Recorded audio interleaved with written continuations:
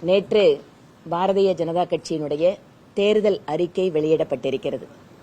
மரியாதைக்குரிய பிரதமர் திரு நரேந்திர மோடி அவர்கள் நேற்று அதை வெளியிட்டு அவர் அது தொடர்பா பேசவும் செஞ்சிருக்கார்.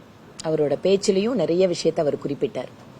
இந்த தேர்தல் அறிக்கை அப்படிங்கறத நாங்க எப்படி பார்க்கிறோம் அப்படின்னு சொன்னா, அடுத்து வரக்கூடிய 5 ஆண்டுகளுக்கான தேர்தல் வாக்குறுதிகள் அப்படின்னு மட்டும் எங்க தேர்தல் அறிக்கை இல்லாம, நீங்க எங்களுக்கு வாக்கு கொடுத்தீங்க, ஆட்சி அமைய வச்சீங்க, இந்த 10 வருஷ காலத்துல இந்த நாட்டு மக்களுக்கு நாங்க என்னென்னவெல்லாம் செஞ்சிருக்கோம் அப்படிங்கிற ஒரு ரிப்போர்ட் கார்டாவும் அந்த தேர்தல் அறிக்கையை பார்க்க முடியும்.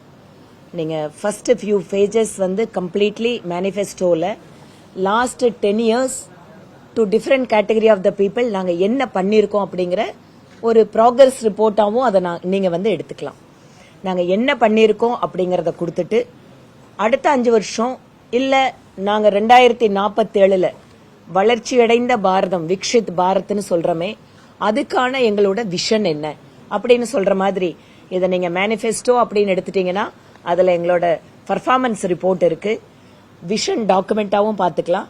And at the same time அடுத்த 5 இயர்ஸுக்கு எங்களோட ஒர்க்கிங் பிளான் என்ன அப்படிங்கிற மாதிரி ஒரு காம்ப்ரிஹென்சிவான ஒரு பிக்சரை we have presented before the public. So எதெல்லாம் எந்தெந்த பகுதி மக்கள், எந்த தரப்பு மக்கள் அப்படின்னு ஒவ்வொரு தனித்தனி கேட்டகரியா மேனிஃபெஸ்டோல கொடுத்திருக்காங்க.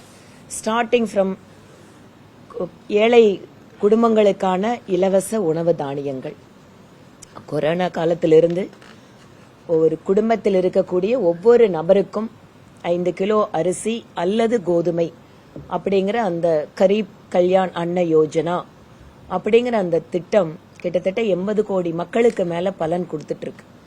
அந்த நேரத்துல ஊரடங்கு நேரம் இருந்தது, அதுக்கு பின்னால ஒரு பொருளாதார ரீதியாக பின்தங்கி இருக்கிற மக்களுக்கு உடனடியே உணவு தானியம் அப்படின்னு ஆரம்பிச்ச இந்த திட்டம் இன்றைக்கு பெருமளவு மக்களுக்கு அது பலன் தரக்கூடியதா இருக்கிறதால அடுத்து வரக்கூடிய 5 வருஷ காலத்துக்கு மக்களை, குறிப்பாக ஏழ்மை நிலையில் இருக்கக்கூடிய மக்களுக்கு வயிறார உணவு உண்ணக்கூடிய அந்த திட்டம் அப்படிங்கிறது 5 வருட காலம் முழுமையாக செயல்படுத்தப்படும்.